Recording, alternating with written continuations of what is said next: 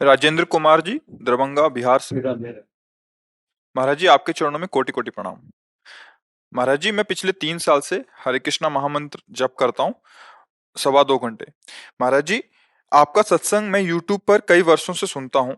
आप कहते हैं कि श्री राधा कृष्ण के आश्रित और भरोसे हो जाओ और उनकी शरणागति ले लो। महाराज जी, मैं राधा कृष्ण के आश्रित अपने आप को करता हूँ, परंतु उन उनके पूर्ण आश्रित नहीं हो पाता, जिससे शंका और भय से प्रभावित रहता हूँ और मन बेचैन रहता है। महाराज जी, मेरा मार्गदर्शन करें। इतना तो पकड़ लिया कि पूर्ण आश्रित नहीं हो पा रहे, तो इतना और पकड़ लो कि कौन सा ऐसा आश्रय है जो पूर्ण आश्रित नहीं होने देता। किसका आश्रय ऐसा है जो मुझे रोक रहा है पूर्ण आश्रय से? पकड़ सकते हो? कौन है ऐसा? ढूंढा अपने अंदर अपने ही जन है, है? अपने ही जन है, घर के हाँ अपने जन है जिनसे आयास नहीं नहीं कर हाँ सकते। हाँ, जी, बाहर वाले घर के और अंदर वाले घर के अपने जन ही हमें धोखा दे रहे हैं। बात समझना, सही बात पकड़ी। अब इसको भगवान श्री राम के श्री मुखारविंद से भगवान ने कहा, जननी जनक बंधु सुत दारा तनु धन धाम सुहृद परिवारा। ये ही जो है बाहर वाले, ये हमारे भगवद आश्रय में बाधा पहुंचा देते हैं। और अंदर वाले मना खष्टान इंद्रियाणी प्रकृति स्थान कर सती, मन और 5 ज्ञान इंद्रियां ये भोगों में संसार में विचरण करने के कारण मुझे भगवान से विहीन कर देती हैं। समझ रहे हो ना? अब चोर पकड़ में आ गया। अब हमको इसको हटाना है। हम में बल है नहीं कि इनको हम हटा सके, पक्की बात, क्योंकि हम अपना बल खो चुके। अब जैसे बहुत जन्म हो चुके संसार में राग से जीते हुए, और ये जन्म भी संसार के राग में ही जी रहे हैं। अब हिम्मत नहीं पड़ रही कि इनके राग को तोड़ सके। तो अब एक बल है, हारे को नाम जप करते रहो, वो सब हटा देगा। सब सब बिल्कुल। आप सब बल हारे को, सूर किशोर कृपाते सब बल हारे को हरि नाम। अंदर से बार बार कहो, अंदर से प्रभु से, प्रभु आप जान रहे हो मैं कहाँ फंसा हूं, नाथ आप ही मुझे इस राग से हटा सकते हो। तो शरीर से दूर जाना नहीं पड़ेगा, शरीर के समीप रहते हुए भी राग खत्म हो जाएगा। शरीर से दूर जाने पर 20 वर्ष अलग रहने पर भी राग बना रहता है। और अगर भजन बल से राग का त्याग हो जाए तो वैसे ही प्यार करते हुए, वैसे ही व्यवहार करते हुए आप आंतरिक वैरागी बने रहेंगे। और खास बात है अंदर का वैराग्य होना। जैसे घर बार सब छोड़ कर के चले और राग विषयों में है तो बात नहीं बनेगी। राग अनुराग में बदल गया है ना, तो लड़का बच्चा पति पत्नी सबके बीच में रहते हुए भी वो महात्मा है। समझ रहे ना? वेश परिवर्तन खास बात नहीं, उद्देश्य परिवर्तन खास बात। हमारे अंदर बात आ गई कि अब हमारा और सही बात, आप जिनसे राग कर रहे हैं उनमें भगवान ही है, भगवान से ही राग है।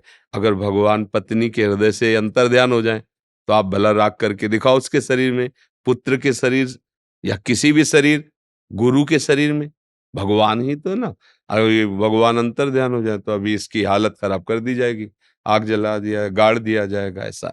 तो हम अनजाने में भी भगवान से ही राग कर रहे हैं, ये जान ले तो हमें जिन रूपों से राग कर रहे हैं उनसे राग रहित होने का सौभाग्य मिल जाएगा। सबकी ममता ताग बटोरी मम पद मनहि बांध बर।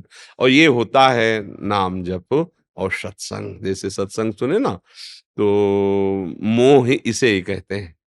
और मोह गए बिनु राम पद होई न दृढ़ अनुराग। और मोह नाश विवेक से होता है, और विवेक सत्संग से होता है। सत्संग भगवान की कृपा से मिलता है, और वो अपने ऊपर खूब कृपा है नहीं? बिनु सत्संग विवेक न होई, और राम कृपा बिनु सुलभ न सोई। होए विवेक मोह भ्रम भागा, तब सब विषय विलास विरागा। राग रहित हो गया ना। सत्संग हमको मिल रहा है, ये बड़े सौभाग्य की बात है। नाम जब हम ईमानदारी से करें और उसका फल चाहें कि हमें प्रभु से अनुराग हो। ये जितना भी हमारा व्यवहार है ये हम करें ऐसे, पर अनुराग प्रभु से हो, किसी से राग ना हो, वो कर देंगे। वो सामर्थ्यशाली प्रभु हैं, उन्हीं की कृपा प्रसाद से ऐसी बात आती है।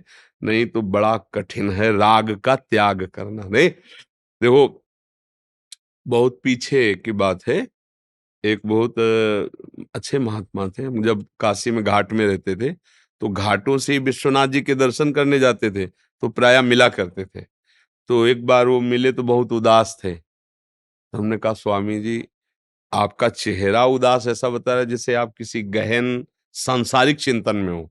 भागवतिक चिंतन का चेहरा और सांसारिक चिंतन का चेहरा तो ये जो बच्चे सेवा में रहते हैं ये पहचान लेते हैं।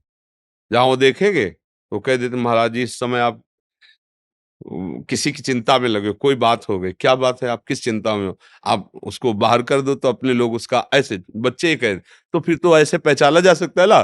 तो उनसे हमने कहा, महाराज जी आपका जो चिंतन है वो संसारिक चल रहा है, क्या बात है आपकी। तो उन्होंने कहा कि महाराज क्या बताएं, हमसे गलती हो गई। धीरे धीरे हमने 90,000 रुपए एकत्रित किए। ये 25-28 वर्ष पहले की बात होगी। 90,000 रुपए। और मेरा भाई गरीब था, उसकी बेटी का ब्याह था, तो हमने सोचा कि बेटी के ब्याह में दे देना कोई मतलब पाप तो नहीं है, पर उनके लिए पाप है। सन्यासी ना, सन्यासी के लिए सन्यास धर्म में जैसे बिल्कुल ऐसे जब वैरागी हो गए तो फिर अपनी और पराई बेटी का भेद नहीं है। वो चाहे रोड में रख दो, चाहे कहीं फेंक दो, पर अपनापन करके अगर परिवार वालों को घर को दिया गया तो वो मिटिया मिट कर देगा। पर मोह के कारण समझ में नहीं आया, उन्होंने दे दिया। ब्याह हुआ, कुछ दिन बाद पति समाप्त हो गया लड़की का। अब वो कहे तो किसी से नहीं, पर उनको आगे जलाए डाल रही थी कि अगर मैं ये जो दक्षिणा मिलती रही ना लेता, एकत्रित ना करता, तो मेरे अंदर ये भाव ना आता, मैंने दिया तो मैं जानता हूं ये मेरे ही अपराध का फल है। तो वो बहुत फिर उनको जैसे भगवान ने प्रेरणा की, महाराज जी भगवान का विधान प्रबल होता है, आप तो एक निमित्त मात्र हैं, पर अंदर अंदर हमें शिक्षा मिल रही थी कि भगवान इस रूप में शिक्षा दे रहे हैं।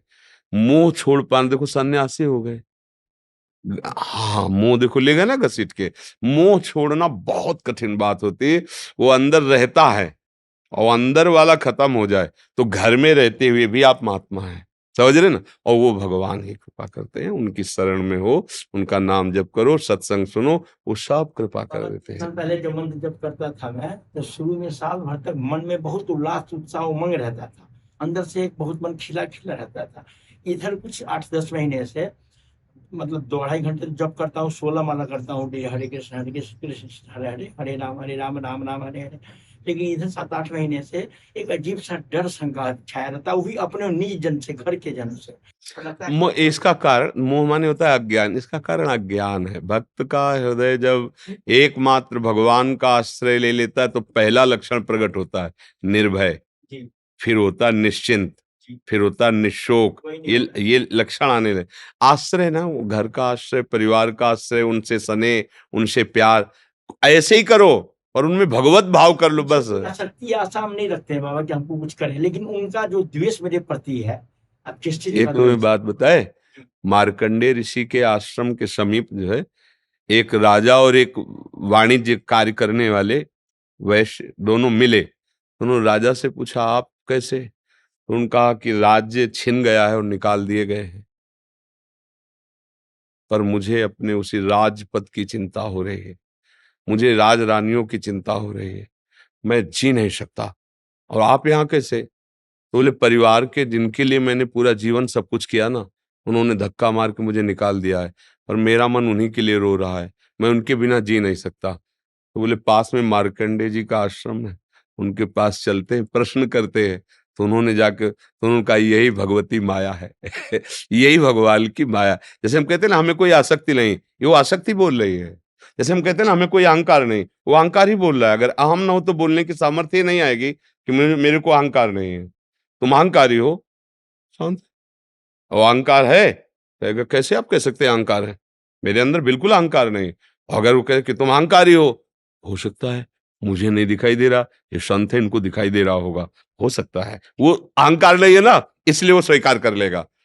तो इसलिए हमें चाहिए कि हम अपनी गलती को गलती स्वीकार करें कि मुझे परिवार से राग है, हे हरि आप कृपा करके मुझे अनुभव कराओ कि आप ही मेरे परिवार के रूप में हो और मैं आपके ही भाव में परिवार से प्यार करूं। अलग जाने की जरूरत नहीं है, भाव बदलने की जरूरत है। बस भाव बदला कि आप जीत गए। और भाव बिगड़ जाए तो बाजार में सामान मारी घूमती है, भाव बिगड़ गया तो संसार में मारे घूमना पड़ेगा, और भाव बन जाए तो बड़ी अच्छी कीमत मिलती नहीं। बोले अब भाव बाजार में इसका उठ गया है तो संसार से भाव उठाओ, प्रभु की तरफ भाव लगाओ, अभी कीमत हो जाएगी आपकी।